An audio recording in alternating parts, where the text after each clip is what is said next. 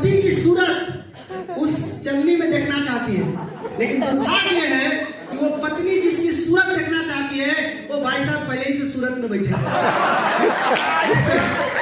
वो पहले ही से सूरत में पकड़े हैं, अब वो नहीं देख सकती है। इस तरह का दर्द वाला जिंदगी कितना नौजवान चाहता है? चाहते हैं? चाहते हैं? वो इस तरह की जिंदगी नहीं चाहिए कि पत्नी हो कहीं और है, हम कहीं और है, जिंदगी किसी तरह चल रहा है, बच्चा होगा तो वो भी कहीं और चला जाएगा। नहीं, इस तरह का जिंदगी नहीं चाहिए। एक अच्छा लाइफ चाहिए। ये तो पढ़े लिखे लोगों का हाल है। जो पढ़ लिख लिया उसका कहानी सुना रहे थे अभी तक, और जो नहीं पढ़ा उनका क्या हाल होगा? जो पढ़ने नहीं किया है उसका क्या हाल होगा? उसका हाल होगा गब्बर सिंह का डायलॉग याद कीजिए, तेरा क्या होगा कहिया।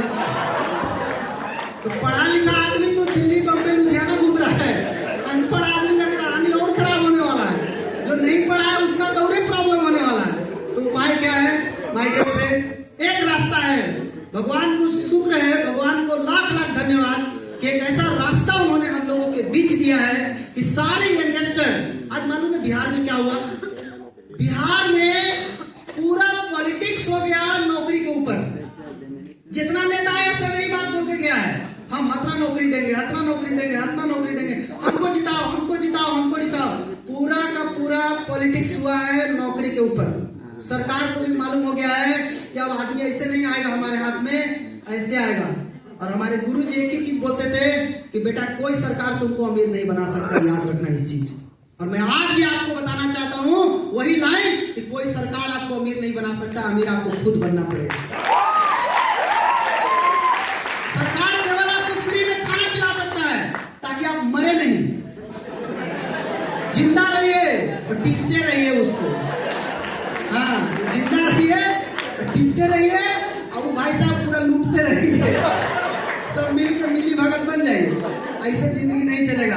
आपको खुद आपको आगे आकर के एक्शन लेना पड़ेगा, आगे आकर के करना पड़ेगा। एक रास्ता है जहां 21 साल नहीं पढ़ना है, जहां 35 साल नहीं लगाना है, केवल और केवल 3 साल ईमानदारी से सिस्टम को फॉलो करना है, बस केवल 3 साल।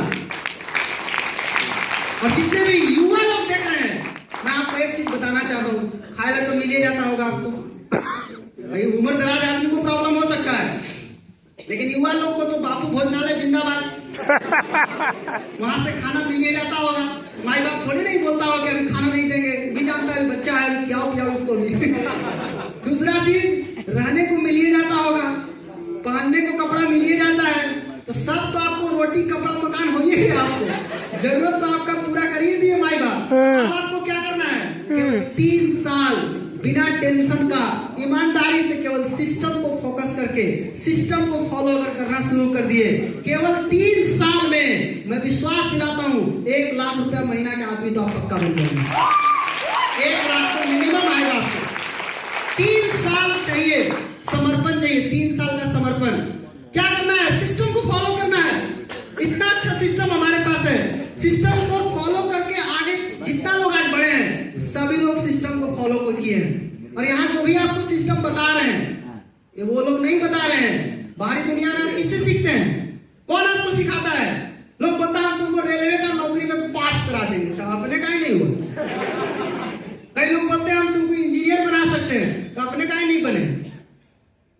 वहां जो सिखा रहा है वो सिर्फ एक टीचर है, लेकिन डी एक्शन में जो सिखा रहा है वो खुद उस रास्ते पर चल के सफल हुआ है, तब आपको सिखा रहा है। ये फर्क है। यहाँ पे एकदम लाइव एग्जाम्पल है। ये आदमी उस रास्ते पे चला है, झेला है, कष्ट झेला है, उसके बाद आपको बता रहा है। आपको सुनना है, उसको सीखना है कि ये आदमी कर सकता है, तो हम क्यों नहीं कर सकते? आप कर सकते हैं। यहाँ किताबी ज्ञान नहीं होने वाला है, यहाँ प्रैक्टिकल ज्ञान आपको मिलने वाला है। यहाँ केवल आपको 2 काम करना है। नंबर 1, सिस्टम पे विश्वास और सिस्टम का पालन। बस ये 2 काम करके आप सफल हो सकते हैं। विश्वास कैसे करना है? इस तरह से, इस तरीके से विश्वास करना है। अपना हाथ, एक बार मेरा ही टीम में क्या हुआ उसके बाद मैं बताऊंगा। पहले एक छोटी सी कहानी बताता हूं। एक लड़की को पिताजी ने हाथ पकड़ करके जा रहे थे, बीच में नदी आया और नदी को पार करना था। नदी का बहाव बहुत तेज था। लड़की अपने पिता का हाथ पकड़ी हुई थी, लेकिन जैसे ही वो नदी में पहुंचती है तुरंत हाथ छुड़ाती है और पिताजी को क्या बोलती है? पिताजी बोलते क्यों छुड़ा ली? पानी तेज है। बोला मुझे पता है कि पानी तेज है, अब मेरा हाथ आप पकड़िए। बोला ऐसा क्यों? बोला इसलिए कि इस बहाव में हो सकता है कि हम आपका हाथ छोड़ दें, लेकिन मुझे इतना तो विश्वास है कि मेरा पिताजी मेरा हाथ कभी नहीं छोड़ेगा। तो अपने अपलाइन को अपना हाथ दे दीजिए और पकड़े के रखे और पकड़ करके अपने अपलाइन के साथ हमेशा कनेक्टेड रहिए।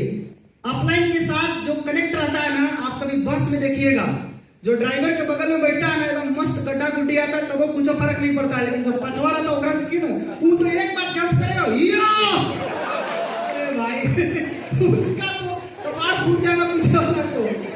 जितना दूर ड्राइवर से जितना दूर उतना तनिको ठोकर आएगा, पूरा उठा लेगा उसको, लेकिन जो ड्राइवर के नजदीक है उसको उतना फर्क पड़ने वाला।